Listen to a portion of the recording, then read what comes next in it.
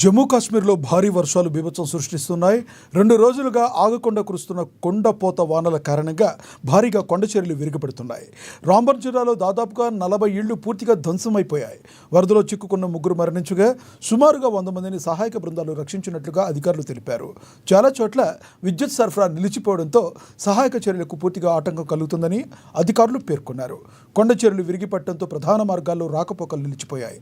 శిథిలాల కింద వాహనాలు చిక్కుకుపోయినట్లుగా చెబుతున్నారు.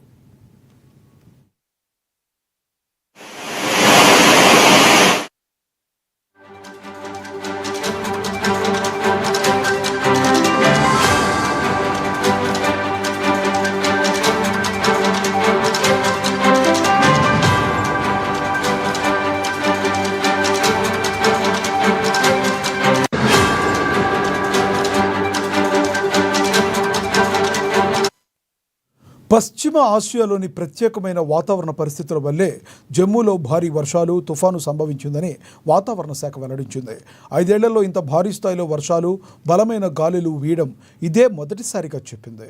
ఎడతెరిపి లేకుండా కురుస్తున్న వర్షం కారణంగా వరదలు బీనాబ్ వంతెన సమీపంలోని ధరంకుండ్ గ్రామాన్ని ముంచెత్తాయన్నారు అధికారులు. దీంతో ఇళ్లు, వాహనాలు కొట్టుకుపోయాయని, ఇళ్లలోని ప్రజలను సురక్షిత ప్రాంతాలకు తరలించడానికి సహాయక బృందాలు శ్రమిస్తున్నాయని తెలిపారు. దీనిపై కేంద్ర మంత్రి జితేంద్ర సింగ్ స్పందిస్తూ డిప్యూటీ కమిషనర్ బషీర్ ఉల్ హక్ చౌదరితో తాను నిరంతరం సంప్రదింపులు జరుపుతున్నానని చెప్పారు. ఆర్థిక ఇతర సహాయాన్ని అందిస్తున్నామని వెల్లడించారు.